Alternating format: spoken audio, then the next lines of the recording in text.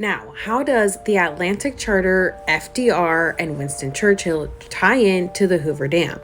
Now, we've already covered that they are both Freemasons. And as we know, there's Freemason imagery and symbolism all over the Hoover Dam. We see the fallen angels, we see the Masonic symbol right on the floor, and we've got these statues that say they died to make the desert bloom, which just makes me feel like they sacrifice people for their narrative. Now, as I've pointed before, there's markings on the floor showing that Thuban was the North Star of the ancient Egyptians at the time of the Great Pyramid. And you can see the Freemason sign right there, which is at the Hoover Dam, and it says the symbol of the 7 states that are signatories to the Colorado River Compact appear with the Great Seal of the United States.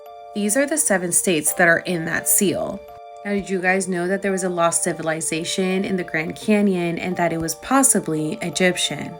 Now, there's a place in the Grand Canyon that the Hopi Indians believe is a gateway to the afterlife. Now, of course, there's artifacts that didn't match up to anything in the known record. Rather than appearing to be of native origin as one might expect, the objects had distinct Egyptian designs. Could there actually have been an entire civilization of Egyptians living there? And if so, how did they get there? This story caused a huge sensation when it broke in the Arizona Gazette in 1909, but was soon met with skepticism. Of course, there was no record of either scientist or the discoveries, and firmly quells that any claims that the Egyptian artifacts have been found in either North or South America. And no one has been able to find these supposedly massive caves since. So of course people didn't know if this was true or not, if it was just for clout.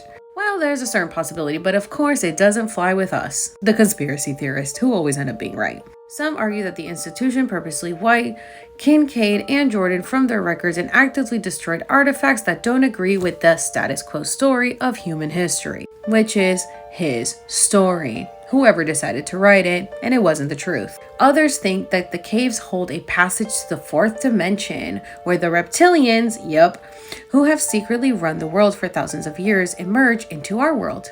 Still, others believe the area is top secret and closely guarded like Area 51.